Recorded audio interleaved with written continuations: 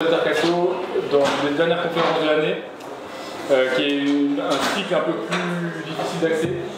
C'est pour ça que le nombre est un peu réduit ce soir, mais c'est très bien. C'est le caractère sublime d'être rationnel qui s'intéresse à la pensée. C'est magnifique. Aux Altercato, donc au Simone, qui est un lieu de café et de coworking, on aime se poser des questions. Et la question sur beaucoup de la musique que je me posais ce soir et que j'ai voulu poser à Jean-François, c'était une question qui est issue d'une réflexion sur ce qu'on appelle les racines chrétiennes de la France. Et en fait, en examinant d'un peu plus près ces fameuses racines chrétiennes, je me suis rendu compte, notamment en lisant une monographie sur Louis XIV, qu'il y avait un gros problème dans ces fameuses racines chrétiennes. Quand on les regarde de près, elles sont simultanément des racines anticatholiques, du moins fortement hostiles à la papauté dans sa dimension justement relativement décomplexée sur les questions politiques.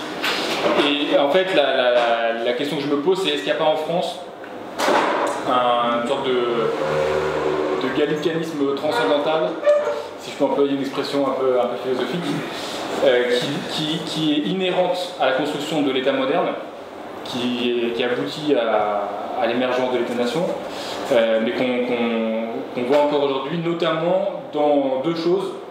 Premièrement, dans une certaine manière de rappeler en permanence à l'Église qu'elle n'a pas à s'intéresser aux questions politiques, et deuxièmement, dans une certaine forme de conception du salut politique. Je pense que l'hypothèse que je formule et qu'on vérifiera peut-être ou pas du tout d'ailleurs ce soir, c'est que en fait, il y a une forme de gallicanisme dans la manière qu'on a en France de penser la politique comme une voie de salut. Et ce qu'on a vu par exemple dans les élections présidentielles qui s'achèvent lentement, c'est que les hommes politiques se présentent toujours comme des sauveurs. Et est-ce qu'il n'y a pas là un des aspects, on a une politique ce soir dans la salle, donc on nous en parlera peut-être, est-ce qu'il n'y a pas là un des aspects de ce gallicanisme? Et en fait, quand on observe l'histoire du gallicanisme en France depuis le XIIe siècle, qu'on lit par exemple la bulle pontificale Unam Sanctam, on voit que ce qui est condamné, au fond, c'est la prétention relativement implicite des rois de France, qui deviendront rois très chrétiens, à vouloir se présenter comme les sauveurs du peuple français. Et donc je pense que voilà, il y aurait une sorte, à l'opposé du gallicanisme, une sorte d'ultramontanisme à réinventer, sans évidemment les aspects lourdingues qu'il pouvait avoir à l'époque. Et c'est pour ça que voilà, j'ai invité Jean-François Chemin, qui est l'auteur, je commence la présentation, d'un livre qui a beaucoup fait parler de lui, qui n'a pas amené ce soir, sans doute parce qu'il est épuisé, qui s'appelle La vocation chrétienne de la France. J'en ai deux ou trois, oui. Voilà, donc en fait, je ne l'ai pas sorti. C'est un livre qui présente une thèse relativement forte que j'ai demandé à Jean-François Chemin de prendre à contre-pied. C'est-à-dire qu'il n'y a pas une vocation, pas anti-chrétienne, mais anti-catholique de la France. Jean-François Chemin a un parcours absolument passionnant, puisqu'il a été conseiller, il a travaillé dans un cabinet de conseil après avoir fait Sciences Po Paris, et il a soudain rencontré la lumière, puisqu'il est devenu professeur d'histoire, après avoir passé brillamment l'agrégation. Il a, après 2 doctorats, dont un que je tiens ici en droit romain, et un en... Non, celui-là en histoire, et un autre en droit romain. Voilà, celui-là en histoire. Et, même si c'est l'histoire romaine. Ok, ouais. Il est devenu professeur d'histoire en collège au Minguette. Et il a raconté son expérience dans un livre aussi qui a beaucoup fait parler de lui, qui s'appelle Kiffe la France, que vous trouvez ici. Et voilà, il y a une de ces grandes problématiques qui est de fait, à l'heure d'une présence importante de personnes musulmanes en France, de comment est-ce qu'on articule l'appartenance religieuse avec l'appartenance politique. Et de fait, c'est la question qui nous anime aux interprétos. Je ne dis pas que Jean-François Chemin va être d'accord avec tout ce qui se pense ici aux interprétos, mais on l'a invité pour qu'il y ait une discussion. Et c'est le but qu'on fasse. Donc ne vous sentez pas mal à l'aise si vous n'êtes pas d'accord. C'est précisément le but de la conférence de ce soir. Merci Jean-François, je te laisse la parole. Est-ce que je prends un petit verre d'eau? Bien sûr. C'est chaud. Un grand verre d'eau. Bien, alors, bonsoir à tous. Je ne sais pas si je vais pouvoir répondre à toutes les questions que se pose et que me pose Paul, mais en tout cas, je vais essayer d'apporter un certain nombre d'éléments de réponse. Pour faire, bon, j'ai 55 ans. J'ai eu le grand privilège d'aller à l'aumônerie au début des années 70 et de m'en enfuir pour ne plus y remettre les pieds, tellement j'étais horripilé par l'omniprésence de la part de notre cher aumônier d'un discours de type marxiste. Pour lui, le summum qui puisse arriver à un prêtre, il n'était pas arrivé jusque-là, c'était de défroquer et de s'engager au Parti communiste. Défroquer. Et j'ai vraiment pris conscience, à ce moment-là, j'étais tout gamin, d'une sorte de racine commune entre le catholicisme et une idéologie fortement anticatholique, qui est le communisme.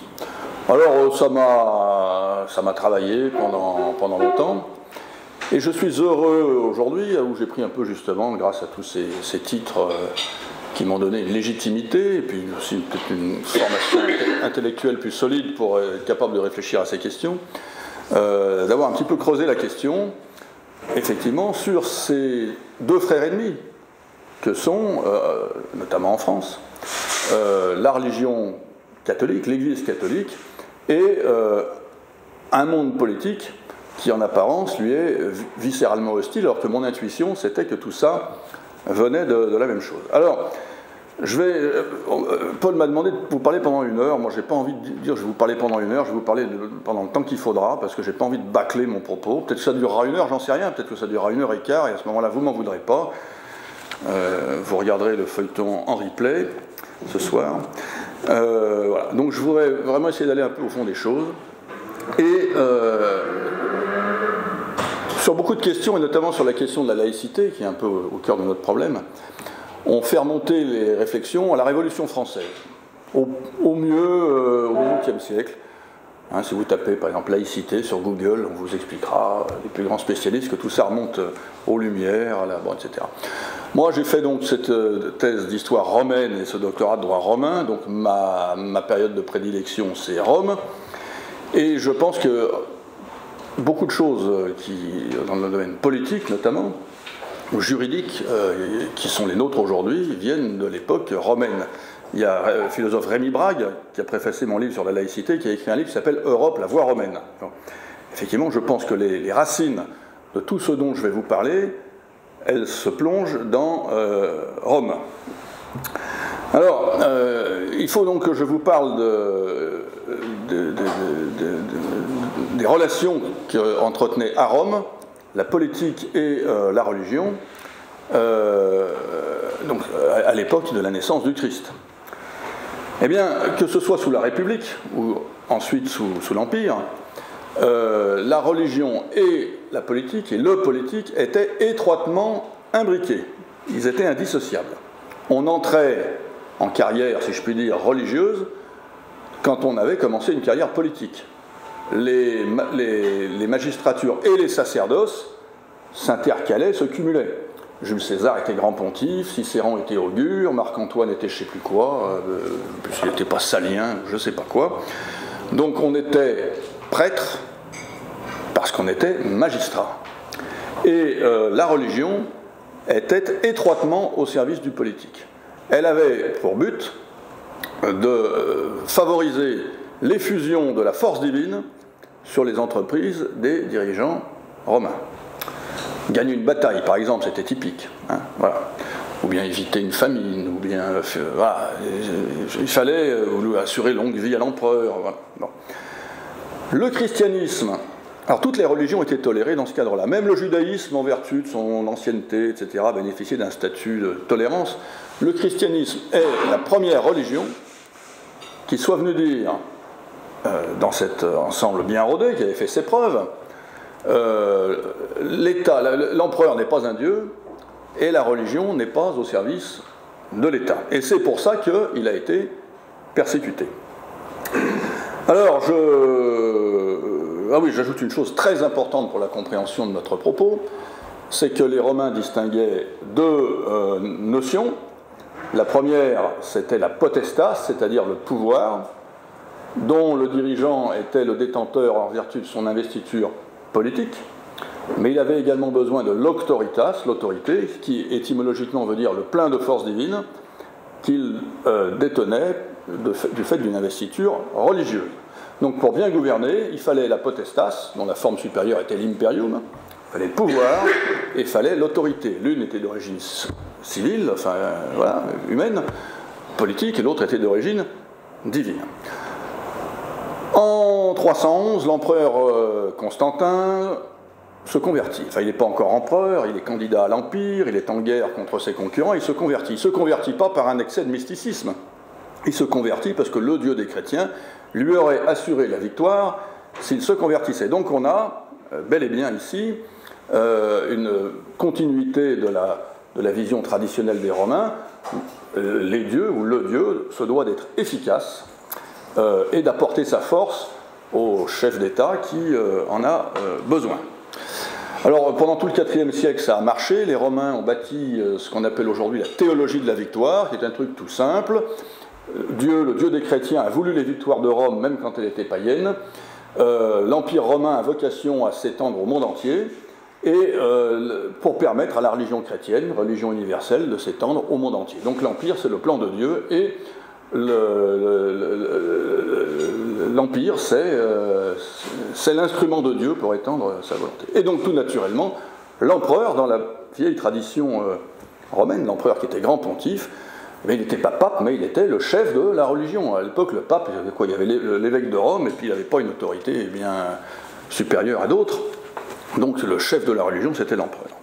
Et tout ça roulait bien jusqu'au 5e siècle, avec notamment la prise de Rome par les Wisigoths d'Alaric en 410. Et là, effondrement des conceptions. Et on a à ce moment-là alors, tout un tas de gens qui ont dit « mais tout ça c'est la faute des chrétiens, ce Dieu n'est pas du tout efficace, revenons à nos anciens dieux ».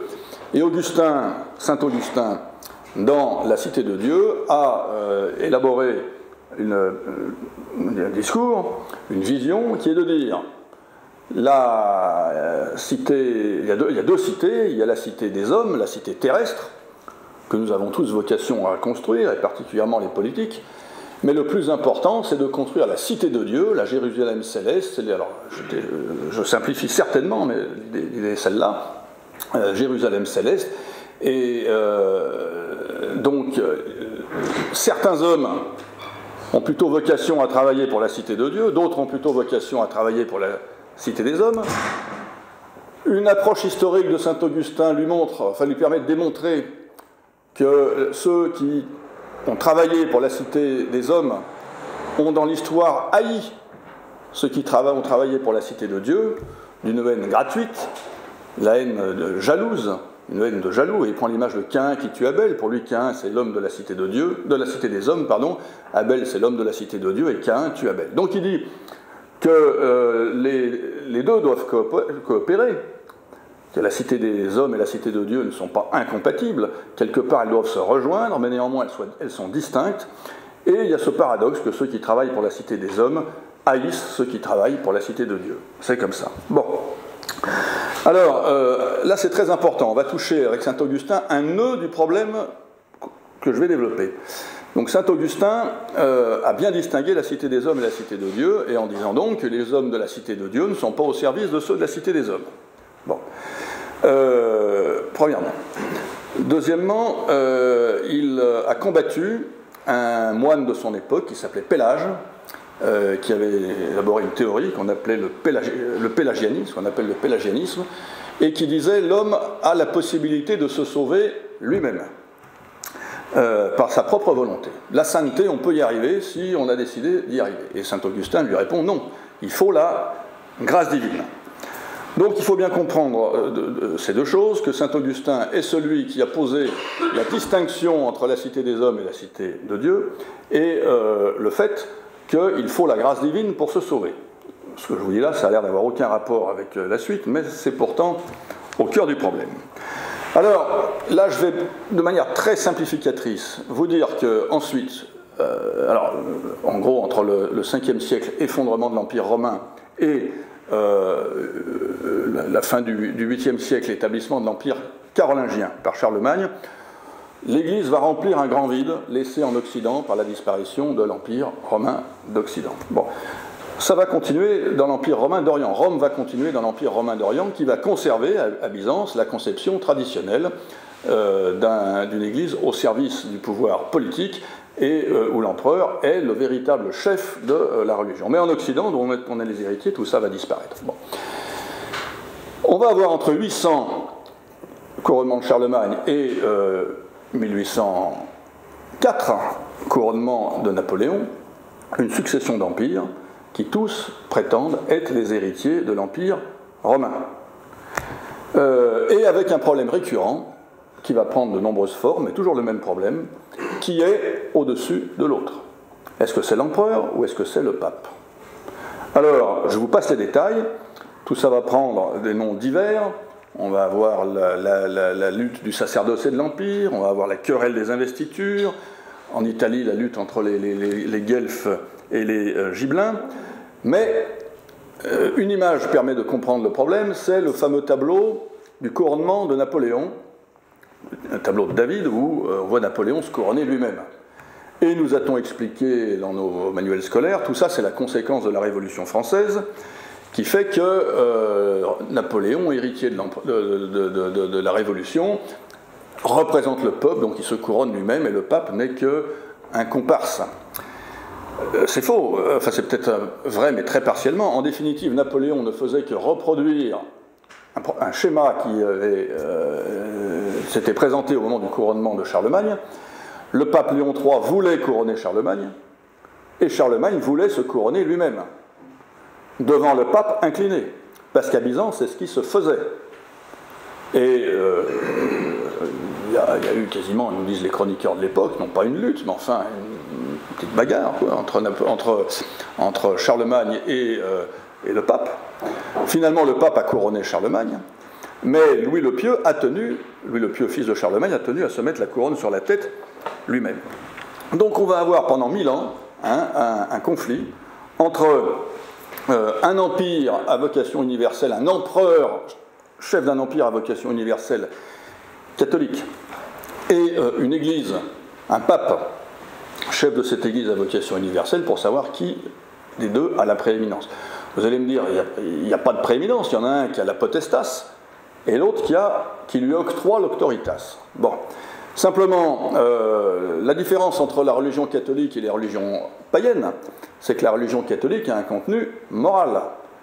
Et que, alors que l'investiture religieuse des empereurs était inconditionnelle, les papes ont soumis leur investiture religieuse à des conditions d'ordre moral.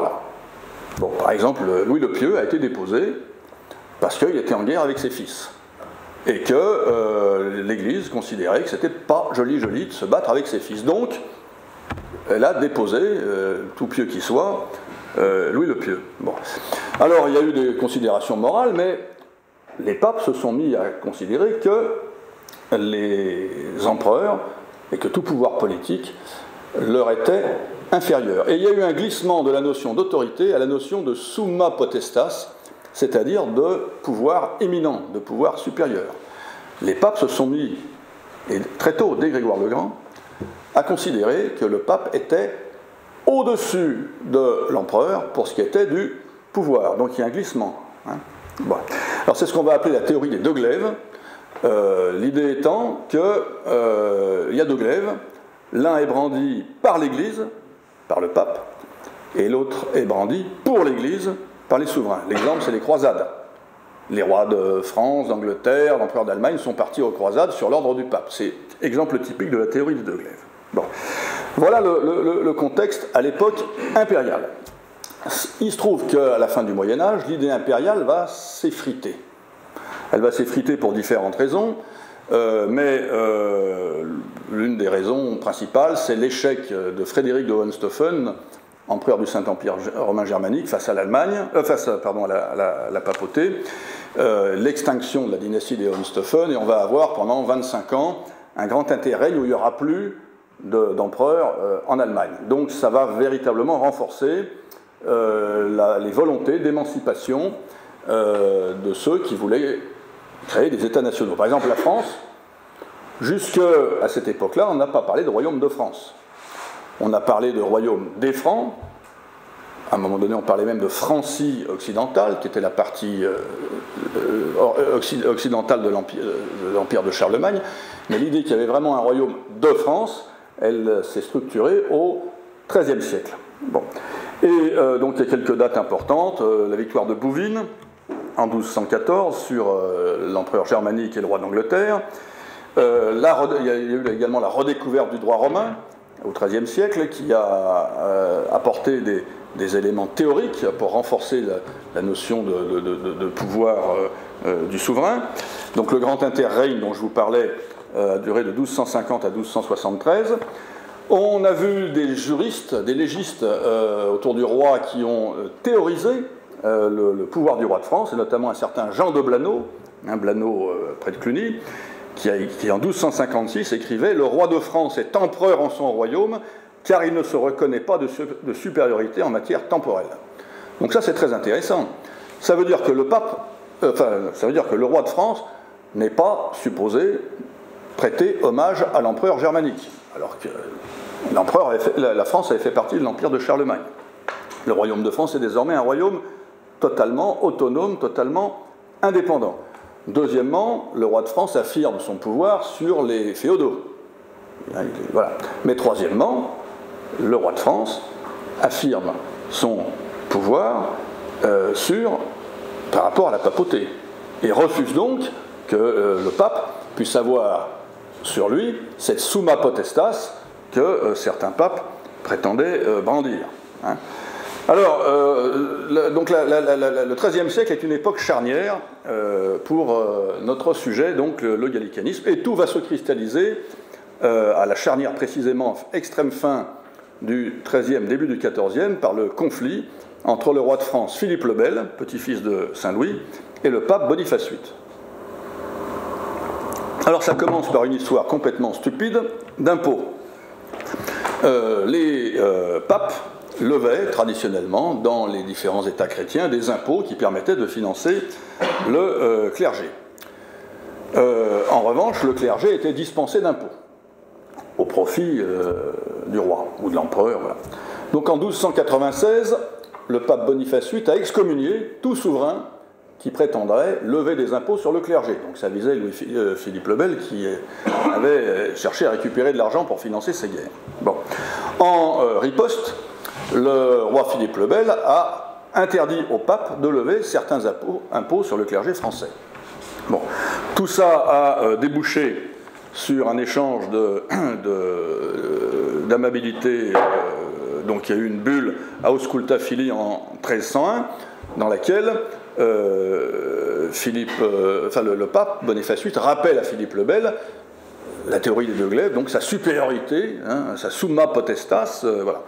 Donc Philippe le Bel lui répond, c'est quand même extraordinaire, ça je vous lis la phrase, « Philippe, par la grâce de Dieu, roi de France, à Boniface, soi-disant pape, peu ou point de salut, que ta très grande fatuité sache que nous ne sommes soumis à personne pour le temporel. » Hein, donc il y a véritablement un refus de la théorie des deux glaives. Bon. Avec une volonté d'appuyer ça sur la nation, puisque on va avoir à ce moment-là la première réunion des États généraux. Philippe le Bel fonde sa résistance au pape sur la première incarnation de la nation, qui est la réunion des trois ordres dans la cathédrale Notre-Dame de Paris. Pardon, tu veux dire que la nation française naît de son opposition au pape? Eh bien voilà, exactement. Les premiers États généraux incarnation de la nation naissent d'un conflit entre le pape enfin le roi et le pape, et ce conflit va aller très loin, puisque on va avoir en 1303 l'attentat d'Anagni, où les hommes de main de Philippe le Bel descendent à Anagni, résidence du pape, et le passent à tabac, et il meurt quelques jours après. Alors, tout ça est donc le point de départ du gallicanisme, alors qu'il y a quelques grandes étapes bien connues. Hein, on a tout d'abord la pragmatique sanction de Bourges en 1438, par laquelle le roi Charles VII va affirmer 2-3 choses.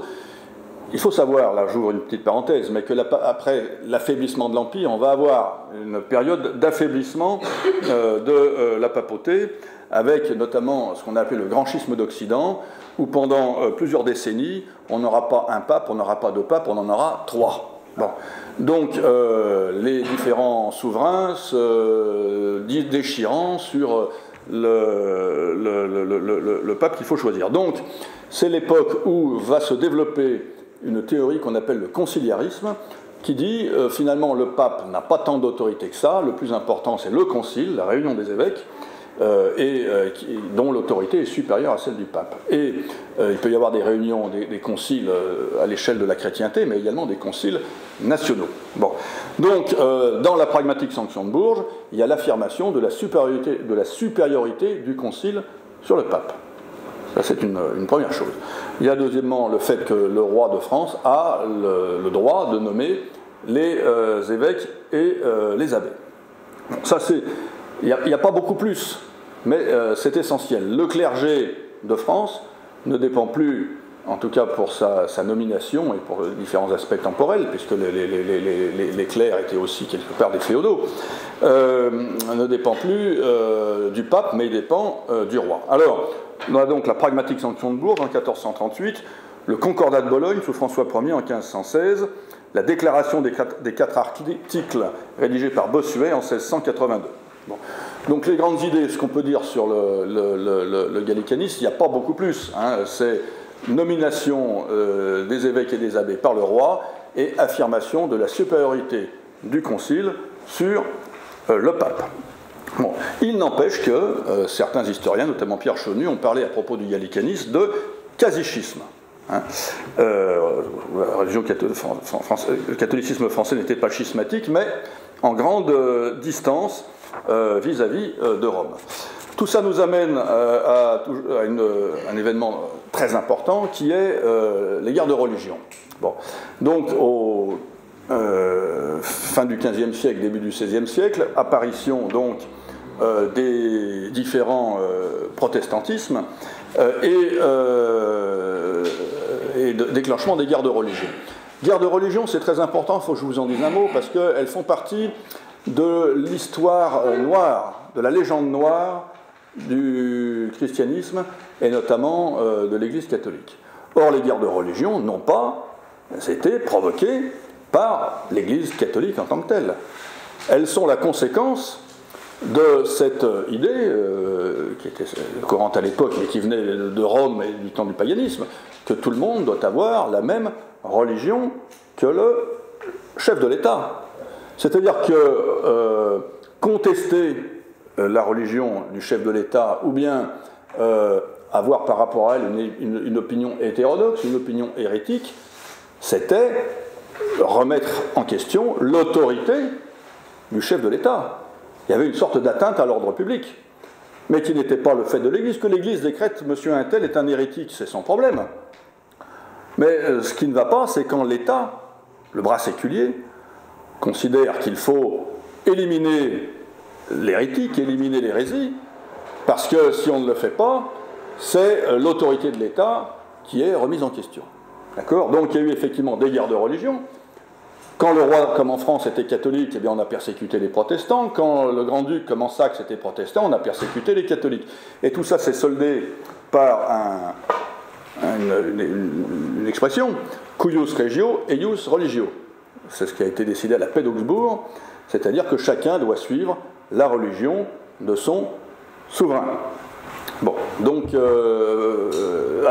en France, le roi de France étant catholique, chef d'une église gallicane ne peut tolérer aucune forme de sécession, qu'elle soit le fait de l'ultramontanisme, qui sera manifesté plus tard par les jésuites, et les jésuites seront persécutés en tant que remettant en question l'autorité du roi, mais que ce soit le protestantisme, que ce soit le jansénisme, etc. Il faut avoir la même religion que le roi, sinon on remet en cause l'autorité, son autorité. Bon. Alors, j'en viens maintenant à une sorte de fils monstrueux du gallicanisme, qui est l'absolutisme. Alors l'absolutisme n'est pas né, l'idée de l'absolutisme n'est pas née en France, elle est née en Angleterre, mais elle sera vite, vous allez voir, adoptée en France. Elle est née en Angleterre avec Jacques Ier d'Angleterre, qui régnait au tout début du XVIIe siècle. Jacques Ier était anglican, mais dans son royaume, il y avait des catholiques, des protestants, lesquels se distinguaient entre presbytériens et épiscopaliens. Enfin, alors lui, il a voulu se mêler de religion, comme tout roi de l'époque, tout souverain de l'époque, et il a exigé de ses fidèles un serment de fidélité religieuse. Et ça a déclenché une guerre civile. Alors on n'a plus de guerre civile ou religion, mais encore une fois, la guerre civile, elle a été le fait que le roi exigeait un serment de fidélité religieuse. Alors Jacques Ier, donc, à l'Église, qui lui rappelait qu'il tenait son autorité d'une investiture religieuse, le roi Jacques Ier a répondu « Je ne tiens pas mon autorité d'une quelconque Église, je la tiens de Dieu lui-même ». Alors il y en a un qui a trouvé l'idée géniale en France, c'est Richelieu.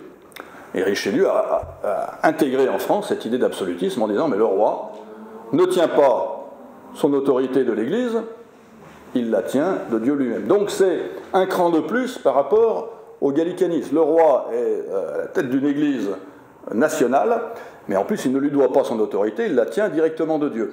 Un voyageur anglais, un observateur anglais qui s'appelait Evelyn, en 1652 écrivait « Les Français sont la seule nation d'Europe qui idolâtre son souverain ». Donc on arrive, avec l'absolutisme à la française, à une véritable idolâtrie du roi gallican. Et on va avoir des théoriciens de l'absolutisme, alors ils ne sont pas forcément français d'ailleurs, entre le XVIe et le XVIIe siècle, avec des gens comme Machiavel, comme Jean Bodin, comme Hobbes, qui théorisent le pouvoir absolu du souverain, le pouvoir du souverain qui doit être absolu, et l'exigence de soumission de la religion au souverain, lorsque le souverain doit se servir de la religion pour encadrer la population, et également il doit rationaliser la religion pour qu'elle évite de sombrer dans des excès de fanatisme. Donc il y a une mission, un droit et une mission du souverain. Il a le droit d'utiliser la religion à son profit pour encadrer la population, et il a le devoir de la rationaliser la liturgie, rationaliser la formation dans les séminaires, etc., pour éviter le fanatisme et le retour des guerres de religion. Alors, au même moment, on va avoir donc, des théoriciens de l'absolutisme et des gens qui vont contester l'absolutisme avec alors, quelque chose qu'on appelle aujourd'hui, l'expression n'existait pas à l'époque, mais l'augustinisme politique. Et c'est pour ça que tout à l'heure j'insistais sur saint Augustin. L'augustinisme politique est une théorie. Alors on lui a donné le nom d'Augustin, mais c'est une mauvaise compréhension de saint Augustin. L'augustinisme politique est une théorie qui dit que la mission principale de l'État est de mettre en œuvre l'Évangile. C'est sa principale mission, faire en sorte que ces sujets soient des saints. On retrouve ça dans saint Augustin, dans la Cité de Dieu, il dit bien que l'État chrétien, l'empereur chrétien doit s'efforcer d'améliorer la vertu de ces sujets. Donc l'augustinisme politique, c'est ça. Alors on va trouver ça chez Erasme, par exemple, qui explique que le seul programme digne de ce nom pour l'État, c'est l'application de l'Évangile. On va avoir une mise en œuvre avec Savonarola, à Florence. Thomas More donc, rédige son utopie, qui comporte une espèce une forme d'augustinisme politique, dans le sens où il s'agit de mettre en œuvre, ici et maintenant, le message évangélique. Et puis on va avoir une autre forme d'augustinisme politique avec les théoriciens du tyrannicide. Les théoriciens du tyrannicide disent que le bon chrétien doit éliminer le mauvais roi. Et c'est en vertu de cette théorie que Henri III a été assassiné par un moine, que Henri IV a été assassiné par un chrétien catholique fanatique, et que Louis XV a été poignardé, mais il en a réchappé par un autre catholique fanatique. On a aussi, alors moi je ne vais pas me lancer là-dedans parce que c'est très compliqué, je suis un peu perdu, le jansénisme, mais qui est aussi une forme d'opposition augustinienne à l'absolutisme, qui a même été pendant tout le XVIIe, XVIIIe siècle la principale forme de contestation du gallicanisme et de l'absolutisme. Voilà, donc on a deux forces en présence. L'une, le gallicanisme poussé jusqu'à l'absolutisme, et une force de contestation qui est l'augustinisme politique. Est-ce que c'est clair ou pas? On va avoir une troisième force qui va émerger avec la Renaissance, qui est le retour du pélagianisme. Rappelez-vous, Pélage, ce moine irlandais qui dit que l'homme peut gagner son salut, arriver à la sainteté par la seule force de sa volonté, eh bien ressurgit dans les conceptions de la Renaissance. Par exemple, quelqu'un comme Erasme est quelqu'un qui reprend cette idée que l'homme peut arriver ici et maintenant sur cette terre à la perfection, à la sainteté. Bon, il y a une sorte d'optimisme sur la nature humaine à partir de la Renaissance. Donc on a trois forces, on a trois courants, je ne sais pas comment on peut dire, gallicanisme, absolutisme, augustinisme politique, pélagianisme.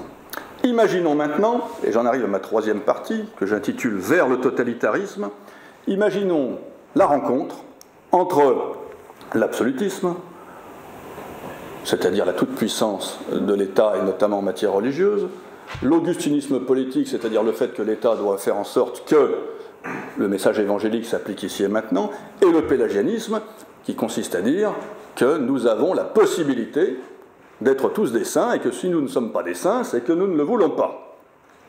Et on aurait quelque chose d'absolument monstrueux, le totalitarisme absolu. L'État sonde les reins et les cœurs, en voyage pour la sainteté collective et obligatoire. Eh bien, c'est ce qui va se mettre en place, de mon point de vue, au XVIIIe siècle avec les Lumières. Alors, on a bien sûr certains philosophes athées, comme Diderot, qui considèrent que la mission de l'État, c'est d'éradiquer l'idée religieuse de l'esprit de ces sujets. On a des gens qui sont des déistes, comme Voltaire, mais pour moi, le nœud de cette rencontre, cette fusion, pour moi, il y a quelque chose qui relève de la fusion nucléaire, c'est Rousseau. Alors, je précise, j'ouvre une parenthèse pour dire qu'on nous dit que les Lumières ont posé les bases, les prémices de la laïcité. Pas du tout. Les Lumières ont posé les prémices de ce qu'on a appelé le despotisme éclairé, c'est-à-dire une intervention appuyée de l'État en matière religieuse pour rationaliser la religion.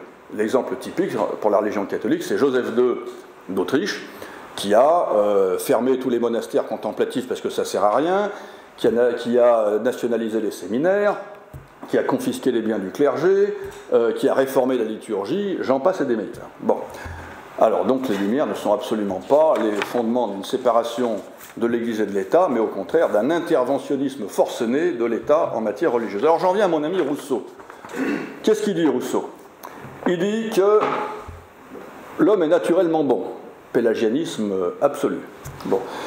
Chacun choisit d'abdiquer sa liberté personnelle face à la volonté générale dans un pacte social, un contrat social. Moi, je ne me souviens pas d'avoir signé quoi que ce soit, mais il paraît que peut-être ça s'est fait à une certaine époque. Toujours est-il que nous avons tous abdiqué notre liberté, notre volonté personnelle en faveur de la volonté générale, de laquelle est issu un État, qui est donc issu de la volonté générale et qui est garant de la volonté générale, et que c'est pour ça, dans l'idée de Rousseau, que cet État doit être tout puissant. Il y a un absolutisme de la volonté générale dans les conceptions politiques de Rousseau. Rousseau ne conteste pas la religion. Il dit au contraire qu'il en faut une, et même il en faut deux. Alors, il y a une première religion qui est la religion personnelle. C'est notre petite voix, notre conscience, voilà. Alors, il explique, bien sûr, bon, il est chrétien, il n'a que des exemples chrétiens autour de lui, mais il rejette toute forme d'église qui, pour lui, est contraignante, dogmatique, etc. Chacun doit écouter la voix de sa conscience, voilà. C'est la religion privée. En revanche, nous dit Rousseau, il doit y avoir une religion politique, une religion publique, donc dominée par l'État, et dont il reconnaît lui-même que cette religion a pour vocation la mise en application des principes évangéliques. Les principes évangéliques sont bons, donc simplement, virons l'Église, donnons le pouvoir religieux à un État absolu parce qu'il est là pour appliquer la volonté générale en vertu du pacte social, et donc l'État aura pour mission de mettre en œuvre ces principes évangéliques de conception en plus pélagienne, c'est-à-dire chacun a la possibilité d'être parfait. Si vous n'êtes pas parfait, c'est que vous ne le voulez pas. Et donc, bien logiquement, vous devez en être puni. Alors, j'en arrive à la Révolution, qui va être le laboratoire de tout, sauf de la séparation de l'Église et de l'État, comme on nous le raconte. Alors, on va avoir tout d'abord un aboutissement ultime du gallicanisme avec la confusion, avec la constitution civile du clergé. La constitution civile du clergé, c'est la fonctionnalisation pure et simple de l'Église. Donc l'Église est fonctionnalisée avec des évêques qui sont élus, des prêtres qui sont élus. Le clergé est appointé par l'État. Les biens du clergé ont été nationalisés. Ils ont été nationalisés pour deux raisons. Une raison matérielle, qui est qu'on en avait besoin pour rembourser la dette abyssale laissée par Louis XVI, mais également, le raisonnement était le suivant, puisque le peuple français est dans son immense majorité catholique. Alors, explique Talleyrand, l'Église, c'est la nation. Et en piquant à l'Église institution, c'est bien pour les donner à la nation, eh bien, il y a simplement une réappropriation par la nation, véritable Église, des biens qui ont été détournés par l'Église institution. Donc on a un véritable gallicanisme mis en place par la Révolution avec la constitution civile du clergé, et qui sera remise en place en 1801 par Napoléon avec le Concordat. Mais dans l'intervalle, entre 1791 et 1801, on va avoir d'autres expériences. Alors une expérience d'athéisme d'État, avec profanation d'église, massacre de prêtres, etc., notamment sous l'influence des ultras, des enragés, mais également une autre expérience de religion d'État, la religion de l'être suprême, voulue et mise en place par Robespierre. Alors Robespierre était, il le dit lui-même, un grand admirateur de Rousseau. Et Robespierre, c'est quand même, on ne peut pas le dire autrement, le grand homme de la Révolution.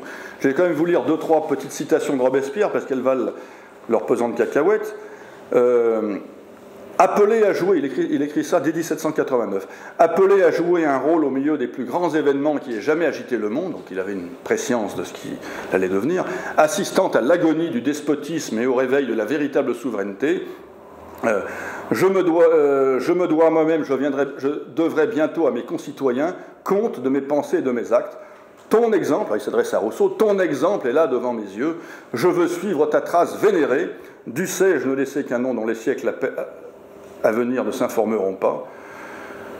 Heureux si dans la périlleuse carrière qu'une révolution inouïe vient d'ouvrir devant nous, je reste constamment fidèle aux inspirations que j'ai puisées dans tes écrits. Alors j'en ai mis d'autres, je ne vais pas vous filer un peu pompeux, mais enfin j'ai plusieurs citations de Robespierre montrant qu'il idolâtrait Rousseau et que c'est dans Rousseau qu'il a tiré les principes de sa politique.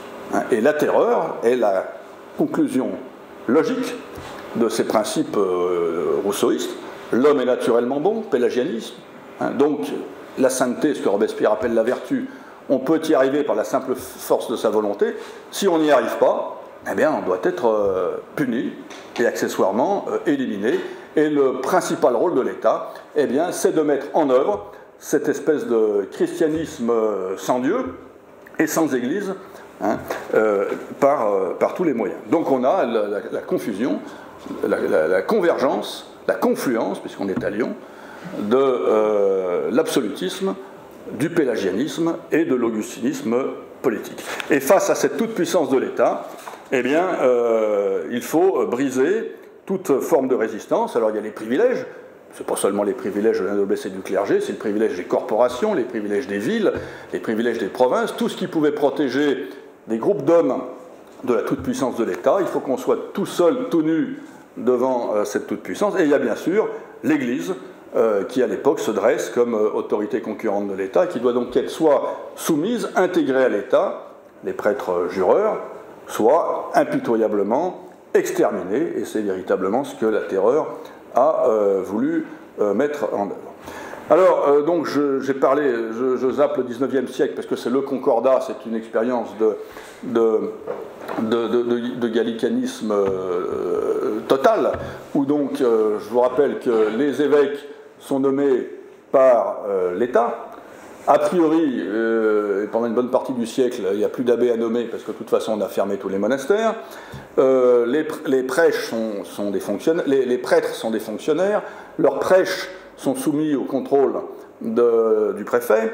Un prêtre qui dit en chair des propos qui ne plaisent pas aux représentants de l'État voit son traitement suspendu. Les décisions du pape en matière théologique ne sont applicables en France qu'après avoir été validées par le Conseil d'État. Hein, donc il y a véritablement une soumission de la religion catholique au pouvoir politique, et ce, sous Napoléon, sous la Restauration, sous la monarchie de Juillet.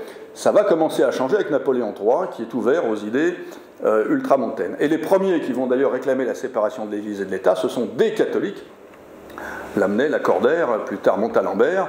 Lacordaire réclame la séparation de l'Église et de l'État dès 1830, hein, en disant il vaut mieux qu'on soit pauvre, mais libre, on ne peut porter aucun fruit dans ces conditions.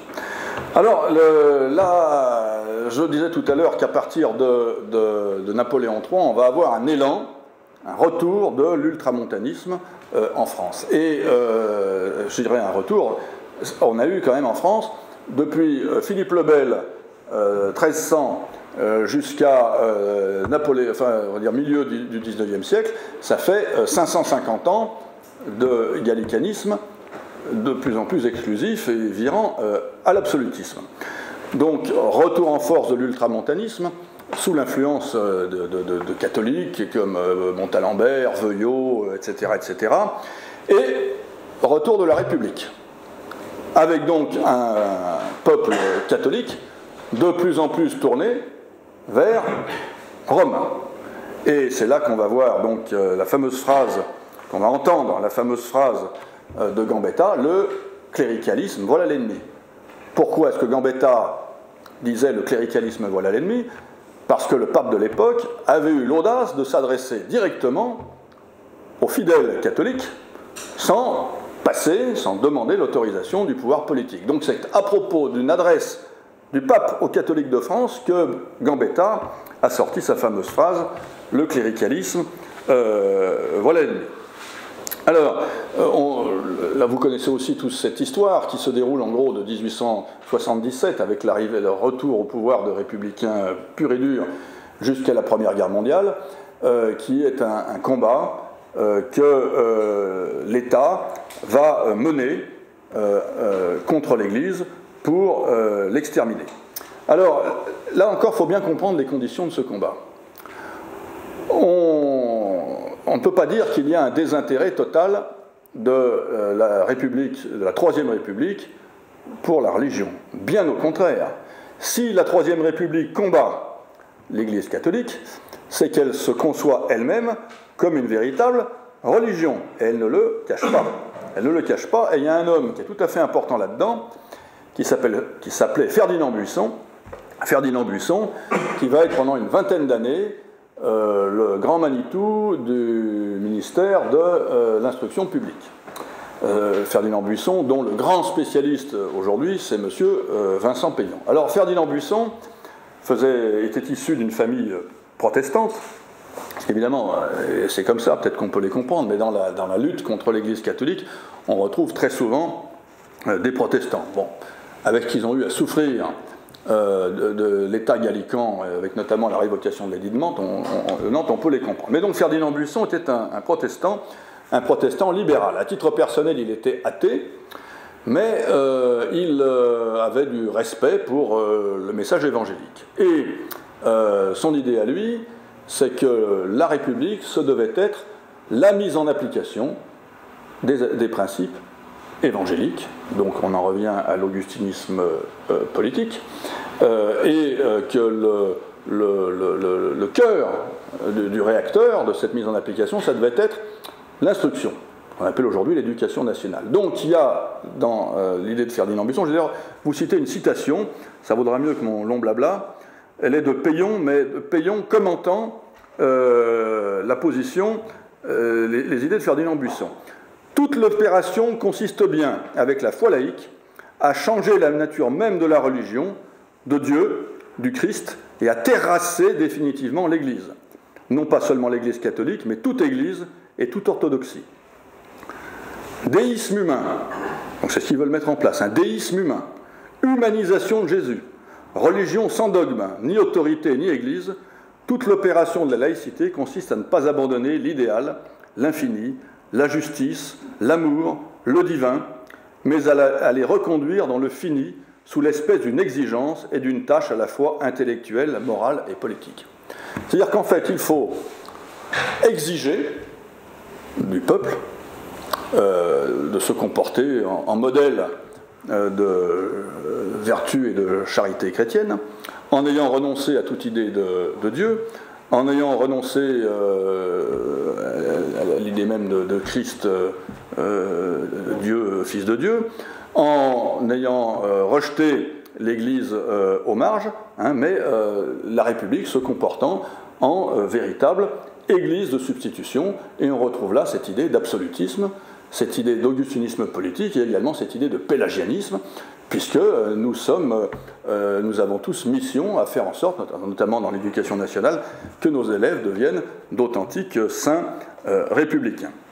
Et le rôle que se donne la République à cette époque est bel et bien l'éradication de l'Église. Nous sommes, disait Viviani en 1905, nous sommes en face de l'Église catholique pour la combattre, pour lui livrer une guerre d'extermination. Alors, il y a beaucoup plus de citations, je pourrais en citer d'autres, mais enfin voilà, j'ai pris les plus fortes.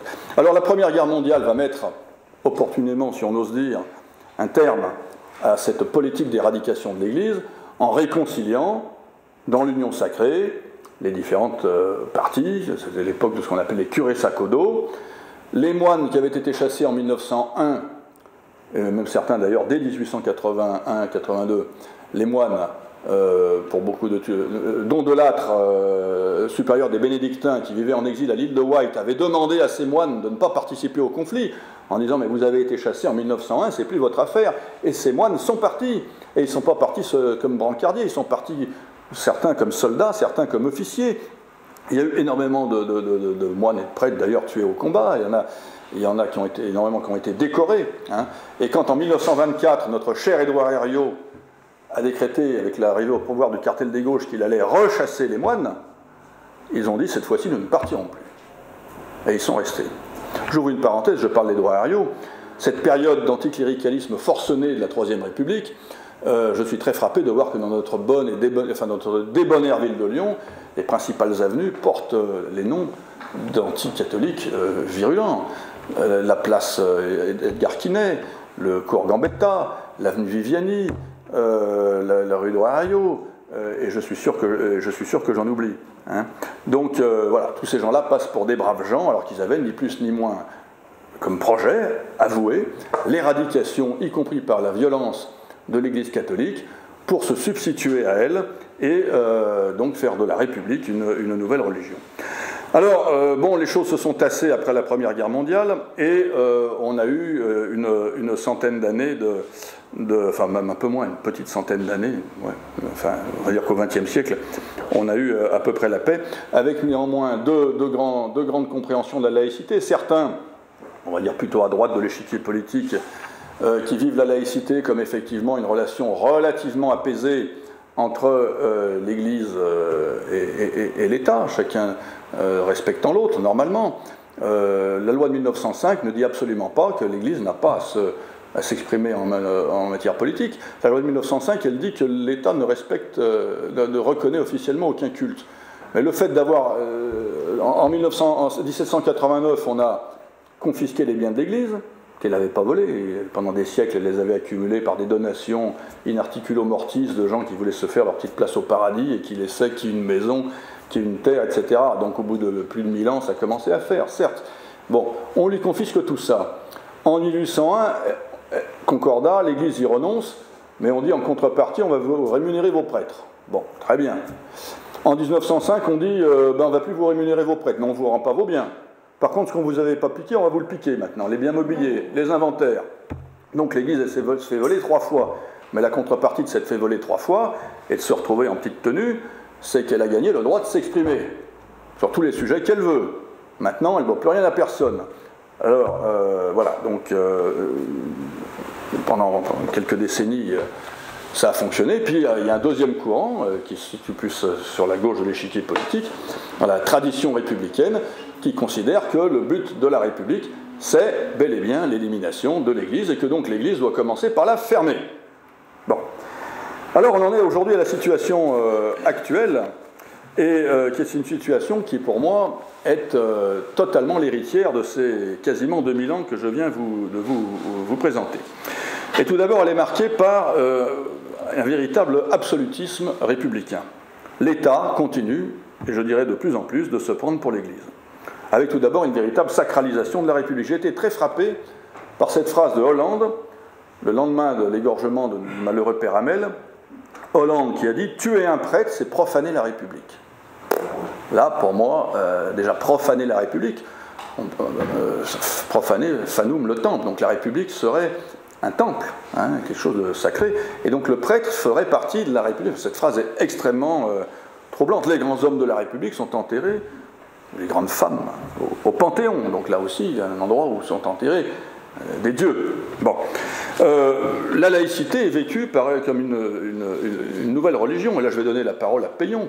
Alors certes, cet héritier de Ferdinand Buisson n'est peut-être pas représentatif de ce que pense tout le monde, mais quand même, je crois qu'il a le mérite de dire clairement des choses que d'autres ne disent pas aussi clairement ou ressentent. Quand il dit « la laïcité peut apparaître comme cette religion de la République recherchée depuis la Révolution », c'est bien une nouvelle naissance, une transsubstantiation qui opère dans l'école, et par l'école, cette nouvelle Église, avec son nouveau clergé, sa nouvelle liturgie, ses nouvelles tables de la loi. Pour lui, l'école est une Église qui doit opérer une transsubstantiation. Ailleurs, il écrit « Ce qui manque au socialisme pour s'accomplir comme la pensée des temps nouveaux, c'est une religion nouvelle, donc un nouveau dogme, un nouveau régime, un nouveau culte doivent surgir afin qu'une nouvelle société prenne la place de l'ancienne. » Bon, j'en passe, j'en avais d'autres. Bon. Je suis également très frappé du fait qu'il y a ce que j'appelle aujourd'hui une véritable cléricalisation de la République. Et là, je suis toujours dans mon idée d'absolutisme républicain.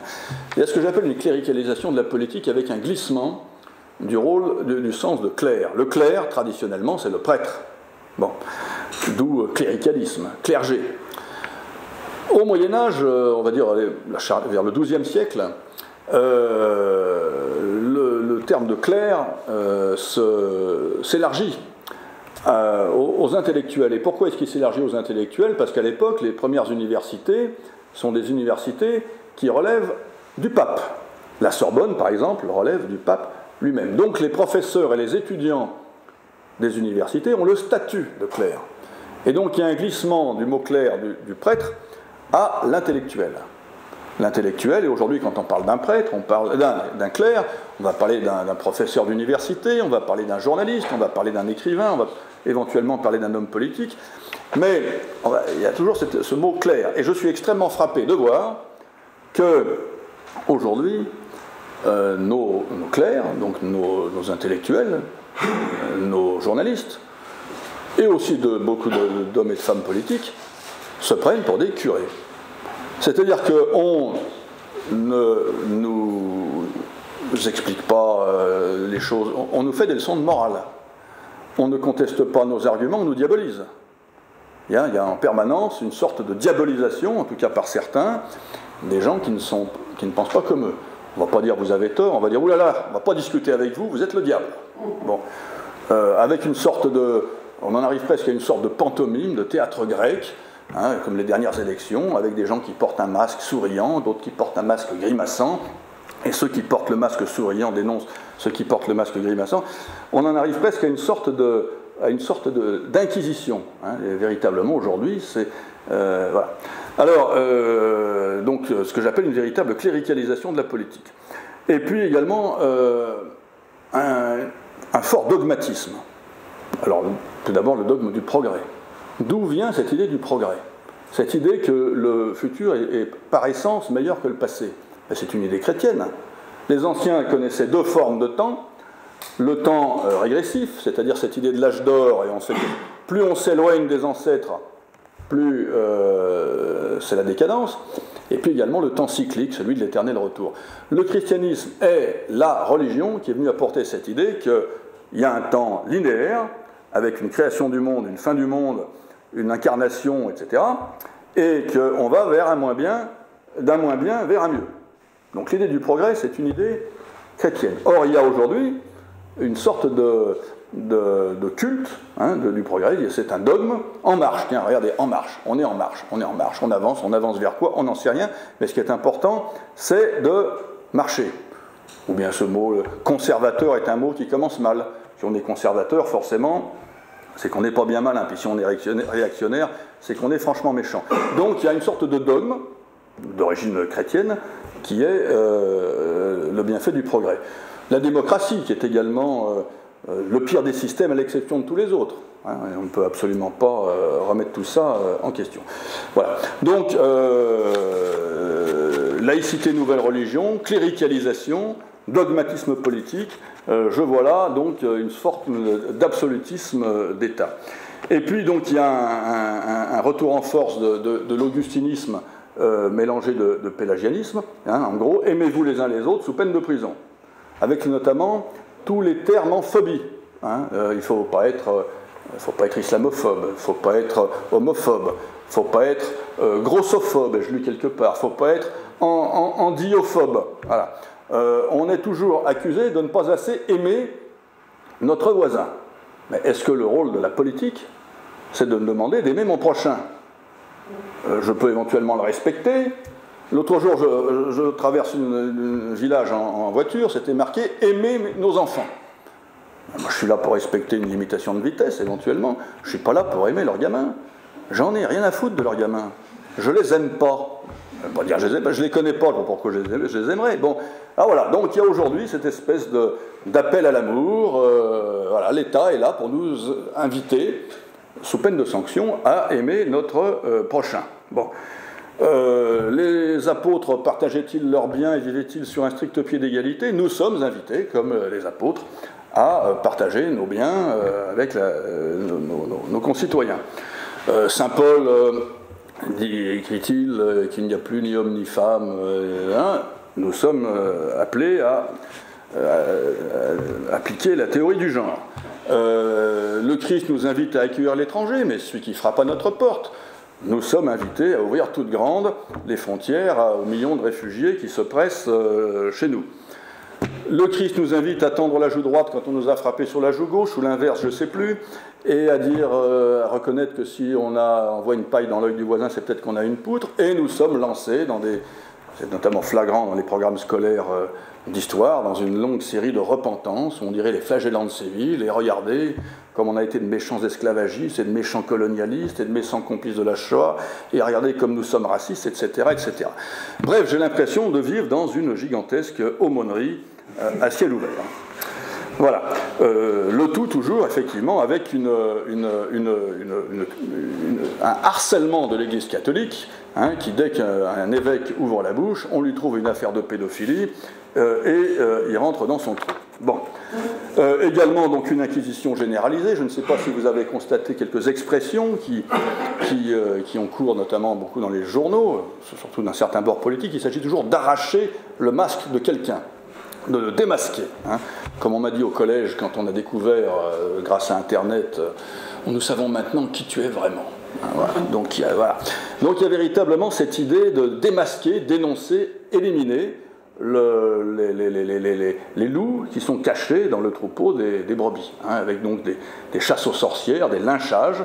Je pense qu'aujourd'hui, notre presse, nos politiques, etc., plutôt que de résoudre les problèmes et d'argumenter sur des faits, passent leur temps à faire à leurs adversaires des procès en inquisition. Et puis j'ajouterai également cette idée de croire au miracle quand on a la foi. Le Christ nous invite à croire aveuglément pour que le miracle se produise. Eh bien aujourd'hui, pour tout un tas, et là aussi d'un certain côté de l'échiquier politique, si ça ne marche pas, c'est qu'on n'y a pas assez cru. C'est pas que c'est pas bon ce qu'on a fait, c'est que certains n'y croyaient pas. Alors éliminons ceux qui n'y croient pas et ça va enfin marcher. L'éducation, les méthodes pédagogistes ne fonctionnent pas dans l'éducation nationale. Dénonçons ceux qui les dénoncent, éliminons-les, et vous allez voir, enfin, ça va marcher. Voilà, chers amis, donc la question des relations entre l'Église et l'État en France et plus largement en Occident ne date pas d'hier, et elle dépasse largement la question du gallicanisme. Elle est marquée par une volonté constante de l'État d'instrumentaliser le christianisme au service de son autorité. Et vous avez vu à quel point le christianisme se prête bien, lui qui sonde les reins et les cœurs, à renforcer l'État. Chacune des deux parties a construit l'idéologie qui lui permettait de prendre le pas sur l'autre, l'absolutisme pour l'État et l'augustinisme politique pour l'Église. La République, sous l'influence de Rousseau, a construit une synthèse des deux, avec un État absolu du fait qu'il est supposé représenter la volonté générale, un État chargé de mettre en œuvre ici et maintenant sa conception du message évangélique. La séparation des pouvoirs est un leurre. Hein, quand on nous dit la garantie de la liberté, c'est la séparation des pouvoirs. On va séparer l'exécutif, le législatif, le judiciaire, puis accessoirement il y a un quatrième pouvoir, c'est la presse. Mais si tout ce monde-là pense pareil, on l'a bien vu récemment, ça n'a aucun sens. La véritable séparation, c'est entre le pouvoir politique et l'autorité religieuse. C'est-à-dire qu'il faut un État fort, mais qui se confronte à une Église, elle aussi forte et légitime pour s'exprimer. Donc la séparation des pouvoirs est un leurre. La garantie de la liberté découle de la séparation des pouvoirs politiques avec l'autorité religieuse. Je conclurai simplement en inversant la phrase de M. Payon qui disait « On ne fera jamais un pays de liberté avec l'Église catholique ». J'espère qu'il vous apparaît évident après mon propos qu'on ne fera jamais un pays de liberté sans l'Église catholique. Je vous remercie.